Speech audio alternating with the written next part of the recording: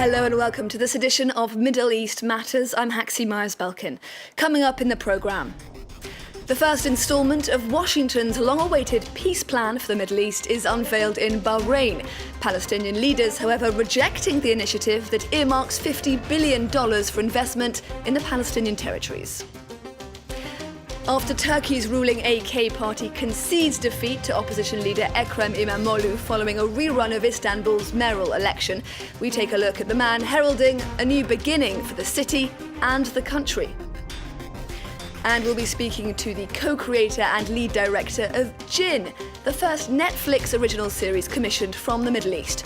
Lauded by some as a game changer for Arab representation on the small screen, it's also been decried as an un-Islamic moral degradation.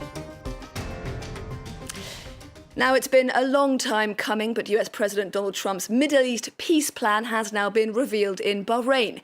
At the centre of the proposal, led by Special Envoy Jared Kushner, a $50 billion investment plan, but it's expected to have some trouble getting off the ground. Not least because key questions about Israeli settlements and the exact limits of Palestinian territory aren't yet on the agenda. Sporadic clashes between Israeli police and young Palestinians in the southern West Bank as the crowd burned portraits of Donald Trump. At the same moment, in Ramallah, thousands took to the streets to protest against the US president's Middle East peace plan and the US-led conference in Bahrain.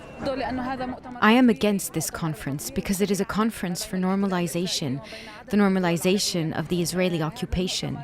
The only thing that will come out of this conference is a deal that will destroy the Palestinian dream to be free and independent. Meanwhile, in Gaza, thousands observed a general strike in a show of unity across the Palestinian territories. Donald Trump's Middle East peace plan hasn't been fully released yet, but the White House has unveiled a proposal for a $50 billion investment fund to lift the Palestinian and neighbouring Arab state economies. More than half would go to the West Bank to help finance new infrastructure projects. We don't need any money. We're not hungry for bread, we're hungry for dignity. Give us our dignity and freedom, not money. Washington says the plan will double the GDP of Palestinians and create 1 million jobs. It seeks to focus on economics first, while initially sidestepping politics.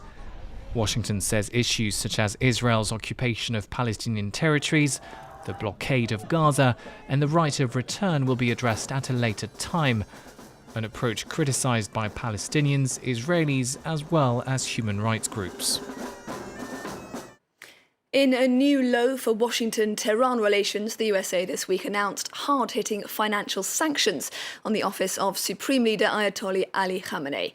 The move comes after Iranian forces shot down a US surveillance drone and also follows attacks against oil tankers in the region that the US says Iran was behind. Tehran's foreign minister has accused Washington of cutting off diplomacy. Turkish President Recep Tayyip Erdogan has previously said that whoever wins Istanbul wins Turkey. He may now be regretting those words after he found himself congratulating opposition candidate Ekrem İmamoğlu on winning a closely watched rerun of the city's mayoral election. Yuko Hoye takes a look. Ekrem İmamoğlu seems to have come from nowhere to become a figurehead of the long-suffering Turkish opposition. The soft-spoken local politician shot to fame through his surprise win in Istanbul's mayoral election back in March and the subsequent annulment of that. A rerun which the CHP candidate portrayed as a test for Turkey's democracy. This is not just a mayoral election for Istanbul. This is also the day to repair our democracy after a period of illegal process that's been inflicted on our nation. İmamoğlu's victory over the ruling party's candidate in March, with a margin of 13,000 votes, came as a major upset in President Recep Tayyip Erdogan's hometown. The president did not recognise it and instead called for a rerun, citing alleged irregularities. The setback actually helped boost İmamoğlu's profile both at home and abroad. His Twitter following has soared from 350,000 to more than 2.5 million since the first vote. even some among the ruling party's supporters were sympathetic to the opposition candidate. He won that election and they stripped him of his victory. I'm a supporter of the AKP, but I will now vote for Imamoglu in protest. A practicing Muslim, Imamoglu ran a campaign based on reaching out across a polarized population. The key to his success was his relentlessly positive rhetoric and on-the-ground approach. The 49-year-old now has the blessing of President Erdogan, as he becomes the first opposition mayor of Istanbul in a quarter of a century. The city of Babylon was once the cultural and economic hub of ancient Mesopotamia and is one of modern-day Iraq's most important archaeological treasures. Decades of neglect and a lack of funding have taken their toll. But now, in conjunction with the USA and the World Monument Fund, archaeologists are working to preserve the ruins. Simona Fulton reports. Babylon's 2,700-year-old walls are getting a makeover. These US-funded emergency maintenance works aim to reinforce the foundations of the famous Ishtar Gate. Flanked by dragons, lions and bulls, the gate opens onto the procession way, along which the citizens of ancient Babylon carried statues of gods during New Year's festivals. The more we maintain the city through cleaning and follow-up, the more job opportunities we will have due to the increased number of tourists. Officials hope that the restoration works will also help Babylon finally earn its spot on UNESCO's list of World Heritage Sites. Previous applications were rejected because of new structures, seen here, added under Saddam Hussein's rule. Decades later, his palace and signature bricks used to build the new walls have become part of Babylon's appeal. This government official claims the additions had little impact on authentic structures. They built a new construction above the old one from the existing foundations. This is a modern way of maintenance which doesn't really affect the artistic issues for UNESCO. Less than 20% of Babylon has been excavated so far, and securing the status as a UNESCO World Heritage Site would not only ensure adequate protection, but also likely pave the way for more funding desperately needed to maintain and to develop the site. Only a few dozen tourists visit the site on an average day. Foreigners rarely brave the obstacles to come here. Getting here from Baghdad was not that simple. I had to come in a very low-key car. There are a lot of checkpoints. To attract more tourists, the government will need to invest in infrastructure and eliminate red tape. Although a UNESCO listing looks increasingly likely, it would be just the first step in helping Babylon reach its full potential. Set in Jordan's ancient city of Petra, Jinn, the first ever Netflix original from the Middle East, is an action drama peppered with teenage flirtation and some ancient demons. In Islamic mythology, Jinn are supernatural creatures. The series has been lauded by some who see it as a breakthrough for liberal Jordanian filmmaking, but it's also caused a fair amount of outrage by those who say it flies in the face of Islamic values. In a few moments' time, we'll be speaking to the series' co-creator and lead director, Mir-Jean Bou Chaaya. But before that, let's take a little look at the trailer. فترة كانوا يحكموها الجن. هدول الناس مش بشر. وإذا بتضع أذانك على الصخر هيك تسمع صوتهم.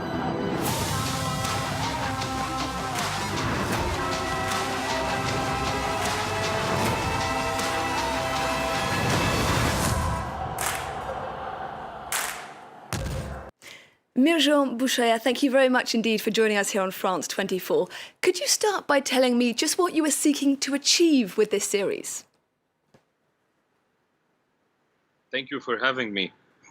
Actually, there's a lot of things that this series achieved. Besides that it's the first Netflix Arabic original, it's really the first time that we see a genre series that comes out from the Arab world that has the supernatural elements, that is focused on teenagers and has all this adventurous and mystery going on in the story. So on that level, I believe we are covered. And what's so intriguing about the show is that we were able to put it in front of millions and millions of people and just say things the way we wanted to say them. Now, Jinn is an Arabic language series written by Arabs, acted by Arabs. It makes sense then that it would be a real source of pride for Jordan in particular, where it was filmed. But it is fair to say there's been some real backlash from parts of the Arab world, some decrying it as pornographic, some ministers even vowing to get it banned. Were you prepared for this reaction? I personally am not surprised and was not surprised by the reaction. And I believe the Kabrit team also, who produced the show, we were not surprised by the angry voices that came to oppose this sort of content. And when you look closely and you monitor the reaction, you would see that mostly is coming from a conservative angle or conservative opinion about how they wish the Arab world would be. From my opinion, this is how I saw the Arab world is, and how I think teenagers today want to live and are living similarly to teenagers all over the world. So I think this backlash is kind of normal, given the fact that coming from a region where you have so much conservatism, so much sometimes extremism also in the ideas that we present, and being more used to conventional TV on screen and conventional content on screen, this show comes to present something new, unconventional, and I believe the conversation that we're having is something that we couldn't avoid. And you mentioned it just then, teenagers really are at the heart of this series. Do you feel that you are responding in a way to a specific need in Arab youth culture with this series?